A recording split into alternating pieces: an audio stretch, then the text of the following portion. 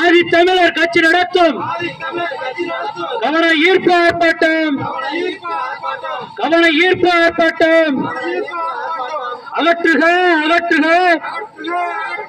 அகற்றுக அகற்றுக மேல நம்பியாபுரத்தில் உள்ள மேல நம்பியார் கிராமத்தில் உள்ள அருந்ததியார் குடியிருப்பு